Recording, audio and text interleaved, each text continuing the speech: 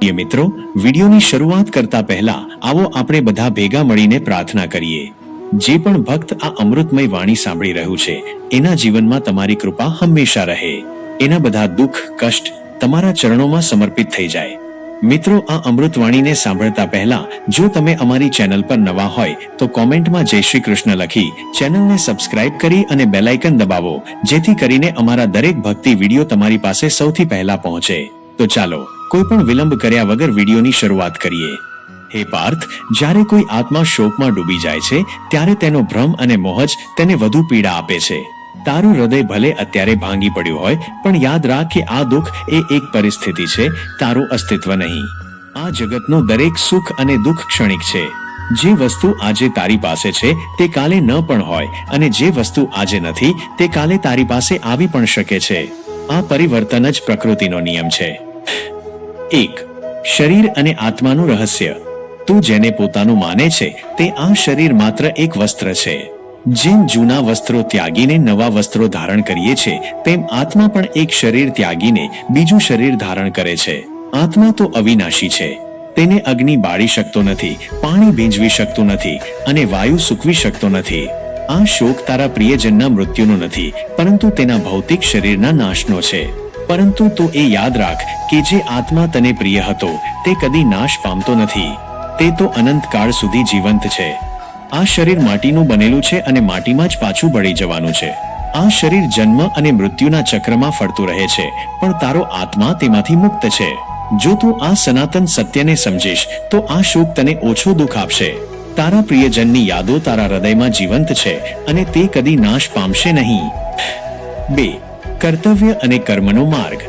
હે પાર્થ, આ દુઃખમાં ડૂબીને તું તારા કર્તવ્યથી વિમુખ ન થા। જીવનમાં જે પણ પરિસ્થિતિ આવે, તારું કર્તવ્ય કદી ન છોડવું જોઈએ। કર્તવ્ય એ તારી શક્તિ અને અસ્તિત્વનો આધાર છે। તારા પ્રિયજનના ગયા પછી પણ તારે તારું જીવન જીવવાનું છે।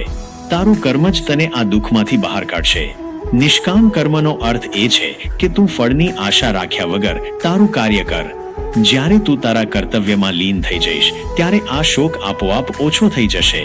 કોઈ પણ કર્મ કરતી વખતે તું ફક્ત તારા ધ્યેય પર ધ્યાન કેન્દ્રિત કર। તારું કર્તવ્ય, તારો ધર્મ અને તારી જવાબદારીઓ કદી ભૂલવી ન જોઈએ। યાદ રાખ, તારા પ્રિયજનને પણ એ જ ગમતું હતું કે તું સુખી અને સફળ રહે, તેથી તેમના નામે તું તારું જીવન ફરીથી જીવવાનું શરૂ કર। 3. સુખ દુઃખ અને મોહનો ત્યાગ। સુખ અને દુઃખ એ એક જ સિક્કાની બે બાજુ છે। જ્યાં સુખ છે ત્યાં દુઃખ પણ છે। તું સુખના સમયે જેટલો હર્ષમાં રહે છે તેટલો જ દુઃખના સમયે શોકમાં રહે છે, પણ તું આ બંને પરિસ્થિતિઓથી પર થા। જે વ્યક્તિ સુખ અને દુઃખને સમાન ભાવે સ્વીકારે છે તે જ સાચી શાંતિ પ્રાપ્ત કરી શકે છે। જ્યાં સુધી તું આ મોહજાળમાં ફસાયેલો રહીશ ત્યાં સુધી તને દુઃખ અને પીડા મળતી રહેશે। આ મોહ એ જ્ઞાનને ઢાંકી દે છે અને તને સાચું શું છે તે જોવા દેતો નથી। આ મોહને ત્યાગવાનો એક જ રસ્તો છે, જ્યાં તારા આત્માને પરમાત્મા સાથે જોડવો। તારા અંતર્મનમાં એકાગ્રતા લાવ અને તું જોશે કે તારા દુઃખનું કારણ કોઈ વ્યક્તિ કે વસ્તુ નથી, પરંતુ તારા પોતાના વિચારો અને મોહ છે। 4. ભક્તિ અને વિશ્વાસ। આ કઠિન સમયમાં તારા ભરોસા અને વિશ્વાસને વધુ મજબૂત કર। તું મારા પર વિશ્વાસ રાખ, હું હંમેશા તારી સાથે છું। તું જ્યારે પણ મને યાદ કરીશ ત્યારે હું તારી સાથે રહીશ। ભક્તિ એ માત્ર પૂજા કે પાઠ નથી, પરંતુ મારા પરનો અખૂટ વિશ્વાસ છે। જ્યારે તારું હૃદય તૂટી જાય ત્યારે તું મારી શરણમાં આવ, હું તને શાંતિ અને શક્તિ આપીશ। તું ફક્ત મારું નામ લે અને જોજે કે તારું દુઃખ ઓછું થવા લાગશે।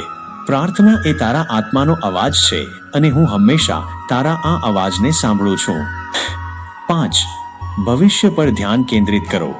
અત્યારે તું જે શોકમાં છે તે ભૂતકાળને કારણે છે। ભૂતકાળ કદી પાછો આવવાનો નથી। તું ભૂતકાળને પકડીને બેસીશ તો તું તારા વર્તમાન અને ભવિષ્યને પણ ગુમાવી દઈશ। તું તારા ભવિષ્ય પર ધ્યાન કેન્દ્રિત કર। તારા માટે જે કંઈ પણ સારું થવાનું છે તે ભવિષ્યમાં જ થશે। તારા પ્રિયજનની યાદોને તારા હૃદયમાં એક સુંદર સ્મૃતિ તરીકે રાખ, પણ તેને તારા જીવનની પ્રગતિમાં અવરોધ ન બનવા દે। આ જીવન એક પ્રવાહ છે, તું આ પ્રવાહ સાથે વહેવાનું શરૂ કર। તારામાં હજુ ઘણી શક્તિ અને શક્યતાઓ છે। આ દુઃખને તારી શક્તિમાં પરિવર્તિત કર। પ્રકૃતિ અને જીવનનો સ્વીકાર। હે પાર્થ, પ્રકૃતિના નિયમોનો સ્વીકાર કર। દરેક વસ્તુનો જન્મ અને મૃત્યુ થાય છે। આ એક અનિવાર્ય સત્ય છે. તું આ સત્યનો સ્વીકાર કર. જ્યારે તું આ સત્યને સ્વીકારીશ ત્યારે તને શાંતિ મળશે. દુઃખ એ જીવનનો એક ભાગ છે, જેમ સુખ છે. આ બંનેને સ્વીકારીને જ તું પૂર્ણ જીવન જીવી શકીશ. 7. આત્મચિંતન અને ધ્યાન. શોકમાંથી બહાર નીકળવાનો સૌથી સારો માર્ગ આત્મચિંતન અને ધ્યાન છે. એકાંતમાં બેસીને તારા મનને શાંત કર. તારા વિચારોને નિયંત્રિત કર. તારું મન જ તારો સાચો મિત્ર કે શત્રુ બની શકે છે. જ્યારે તું તારા મન પર કાબુ મેળવીશ ત્યારે તું તારા દુઃખ પર પણ કાબુ મેળવી શકીશ.